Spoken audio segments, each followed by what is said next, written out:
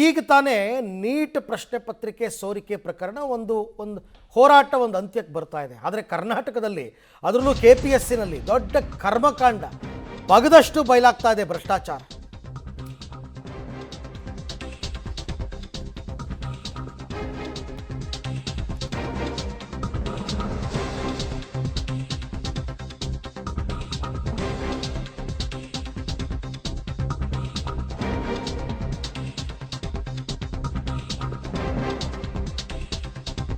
KPSCಯಲ್ಲಿ ನೋಡಿ ಬಗದಷ್ಟು ಭ್ರಷ್ಟಾಚಾರ, ಗೋಲ್ಮಾಲ್, ಬರೀ ಗೋಲ್ಮಾಲ್. ಮತ್ತಷ್ಟು ದಾಖಲೆಗಳು ಬಿಡುಗಡೆಯಾಗಿವೆ. CTI ಪರೀಕ್ಷೆಯಲ್ಲೂ ಕೂಡ ಅಕ್ರಮದ ಬಗ್ಗೆ ಆರೋಪಗಳು. CTI ಅಂದರೆ ಕಮರ್ಷಿಯಲ್ ಟ್ಯಾಕ್ಸ್ ಇನ್ಸ್ಪೆಕ್ಟರ್ ಎಕ್ಸಾಮ್ನಲ್ಲಿ ಅಲ್ಲೂ ಅಕ್ರಮ ಆಗಿದೆ ಅಂತನ್ಬಿಟ್ಟು ಕಳೆದ ವರ್ಷ ಹೊರಬಂದಿತ್ತು ಇದರ ಫಲಿತಾಂಶ. ಕಮರ್ಷಿಯಲ್ ಟ್ಯಾಕ್ಸ್ ಇನ್ಸ್ಪೆಕ್ಟರ್ ಎಕ್ಸಾಮ್ನಲ್ಲಿ ಒಬ್ಬ ಅಭ್ಯರ್ಥಿಗೆ ಕಮ್ಮಿ ಮಾರ್ಕ್ಸ್ ಬಂದಿದೆ. ಅದೇ KPSC ಪರೀಕ್ಷೆಯಲ್ಲಿ ಆ ಅಭ್ಯರ್ಥಿಗೆ ಬಂಪರ್ ಮಾರ್ಕ್ಸ್. ಹೆಂಗೆ ಸಾಧ್ಯ? ಈಗ 15-20 ಮಾರ್ಕ್ಸ್ ತಗೊಂಡವನು 150-170 ತಗೊಳಕ್ಕಾಗುತ್ತಾ? Common sense. ಅದಕ್ಕೆ ಹೇಳಿದ್ದು KPSCನಲ್ಲಿ ನಂಬರ್ಗಳು, ಮಾರ್ಕ್ಸ್ಗಳನ್ನೇ ಹೆಂಗೆ ಬೇಕಾದರೂ ಹೆಚ್ಚು ಕಮ್ಮಿ ಮಾಡಿಬಿಡ್ತಾರೆ ದುಡ್ಡು ಕೊಟ್ಟರೆ. ಈಗಾಗಿತ್ತಲ್ಲ ಈ ಪಶುವೈದ್ಯಾಧಿಕಾರಿ ಕೆಲಸಕ್ಕೆ 80 ಲಕ್ಷ ರೂಪಾಯಿ ಡೀಲ್ ಆಗಿತ್ತಲ್ಲ, ಆ ಥರದ ಡೀಲ್ಗಳಿವೆಲ್ಲ. ದುಡ್ಡು ಕೊಟ್ಟರೆ ನಿಮಗೆ ಎಷ್ಟು, ನಿಮ್ಮ ಕೆಲಸ ಸಿಗೋದಕ್ಕೆ ಎಷ್ಟು ಮಾರ್ಕ್ಸ್ ಬೇಕೋ ಅಷ್ಟು ಮಾರ್ಕ್ಸನ್ನು ಹಾಕ್ಕೊಟ್ಬಿಡ್ತಾರೆ. ಇದು ಈಗಲ್ಲ, ಯಾವ ಕಾಲದಿಂದ KPSCನಲ್ಲಿ ಯಾವಾಗಲೂ ಇದೇನೆ. KPSCನಲ್ಲಿ ಯಾವತ್ತೂ ಇದೇ ಕತೆಗಳು.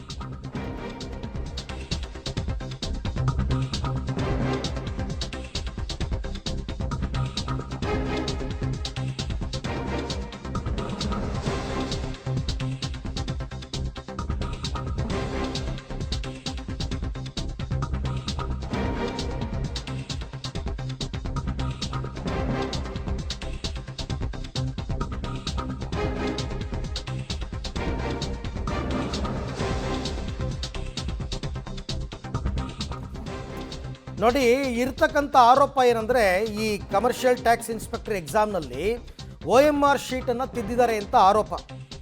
ಅಂದರೆ ಇವ್ರಿಗೆ ಎಷ್ಟು ಬೇಕೋ ಅಷ್ಟು ಮಾರ್ಕ್ಸ್ ಬರೋಂಗೆ ತಿದ್ದುಬಿಟ್ಟಿದ್ದಾರೆ. ಹಾಗಾಗಿ CCTV ದಾಖಲೆ ಚೆಕ್ ಮಾಡುವಂತೆ ಬಿಗಿ ಪಟ್ಟು ಹಿಡಿದಿದ್ದಾರೆ.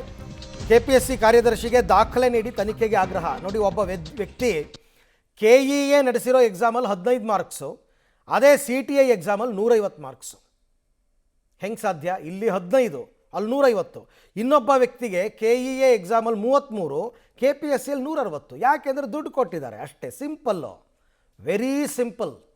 ಯಾರ್ಯಾರು ಹುದ್ದೆಗಳನ್ನು ಪರ್ಚೇಸ್ ಮಾಡಿದ್ದಾರೆ ಅವರಿಗೆ ಬೇಜಾನ್ ಮಾರ್ಕ್ಸು ಎಷ್ಟು ಬೇಕೋ ಅಷ್ಟು ಹಾಕಿದ್ದಾರೆ. ಹೌದು, ಯಾಕೆಂದರೆ ಈ ಕಮರ್ಷಿಯಲ್ ಟ್ಯಾಕ್ಸ್ ಇನ್ಸ್ಪೆಕ್ಟ್ರಲ್ಲೂ ಈಗ KEAಯಿಂದ ನಡೆಸಿರೋಂಥ ಎಕ್ಸಾಮಲ್ಲಿ ವಿಲೇಜ್ ಅಕೌಂಟೆಂಟಲ್ಲಿ ಸರ್, ಫಾರ್ ಎಕ್ಸಾಂಪಲ್ ತೊಗೊಳೋದಾದರೆ ವಿಲೇಜ್ ಅಕೌಂಟೆಂಟಲ್ಲಿ 30 to 35 ಮಾರ್ಕ್ಸ್ ತೊಗೊಳಕ್ಕಾಗಲ್ಲ ಔಟ್ ಆಫ್ 200ಗೆ. ಆದರೆ ಇಲ್ಲಿ KPSCಯಲ್ಲಿ ನಡೆಸೋಂಥ ಎಕ್ಸಾಮ್ಸು 150, 160, 170 ತನಕ ತೊಗೊಂಡು ಟಾಪ್ 10 ಇರ್ತಾರೆ ಸರ್. ಟಾಪ್ 10 ಇರೋಂಥದ್ದು ಅದೂ ಒಂದು ಉದ್ದೇಶ ಇದೆ ಸರ್, ಏನಂತಂದರೆ ಪ್ರಮೋಷನ್ ಬೇಗ ಆಗುತ್ತೆ.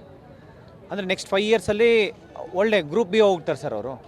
ಹಂಗಾಗಿ ಈ ಒಂದು ಕಮರ್ಷಿಯಲ್ ಟ್ಯಾಕ್ಸ್ ಇನ್ಸ್ಪೆಕ್ಟ್ರಲ್ಲೂ ಸರ್ ಈ KPSC ಮೆಂಬರ್ಸು ಮತ್ತು ಚೇರ್ಮನ್ನು ಅವರ ಕ್ಲೋಸ್ ರಿಲೇಟಿವ್ಸ್ಗೆ ಮತ್ತು ದುಡ್ಡು ಕೊಟ್ಟೋರಿಗೆ ಕ್ವಶನ್ಸೇ ಕೊಟ್ಟಿದ್ದಾರೆ. ಮತ್ತು OMR ತಿದ್ದುಪಡಿ ಆಗಿದೆ.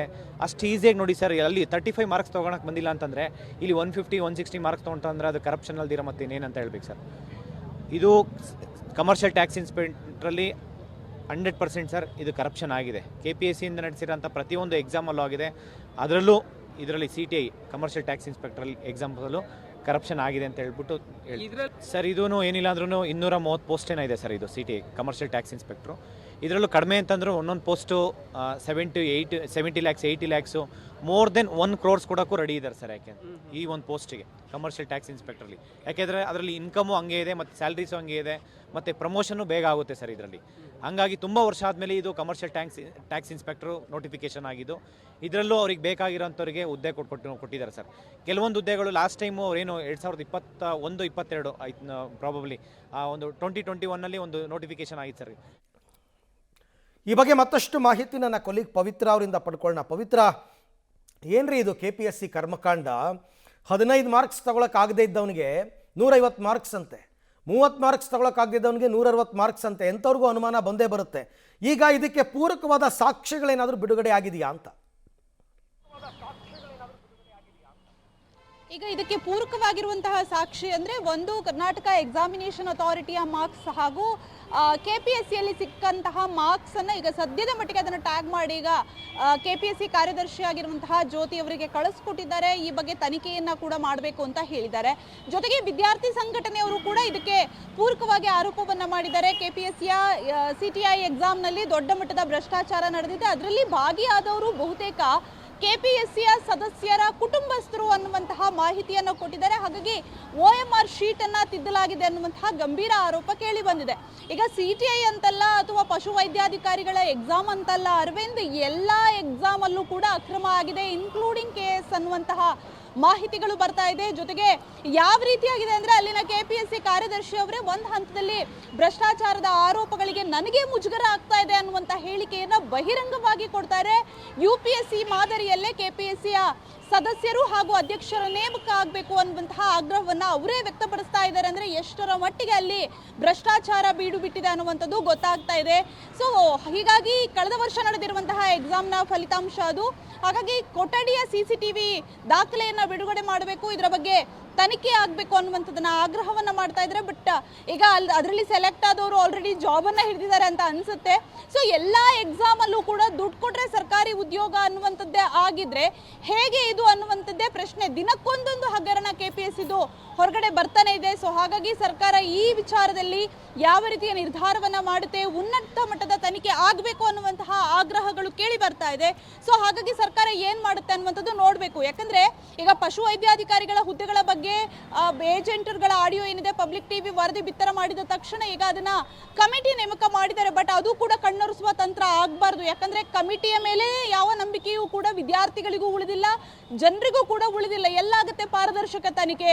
ಈ ಹಿಂದೆ ಕೂಡ ತನಿಖೆ ಆಗಿರುವಂತಹ ಅನೇಕ ಶಿಫಾರಸುಗಳನ್ನ ಮಾಡಿದ್ರು ಕಮಿಟಿಯವರು, ಅದನ್ನ ಸೀರಿಯಸ್ ಆಗಿ ಸರ್ಕಾರವೂ ತೆಗೆದುಕೊಂಡಿಲ್ಲ, KPSCಯೂ ತೆಗೆದುಕೊಂಡಿಲ್ಲ. ಹಾಗಾಗಿ ಈ ತನಿಖೆಗಳ ಬಗ್ಗೆಯೇ ಅನುಮಾನ ಇರುವಾಗ ಸೊ ನ್ಯಾಯ ಎಲ್ಲಿ ಸಿಗುತ್ತೆ ಅನ್ನುವಂತಹ ಪ್ರಶ್ನೆ ಇದೆ ಅರವಿಂದ್. ಸೊ ಹಾಗಾಗಿ ಸರ್ಕಾರ ಏನ್ ಮಾಡುತ್ತೆ, ಉನ್ನತ ಮಟ್ಟದ ತನಿಖೆಗೆ ಆಗ್ರಹವನ್ನ ಮಾಡುತ್ತಾ ಏನು ಅನ್ನುವಂಥದ್ದು ನೋಡಬೇಕಾಗಿದೆ.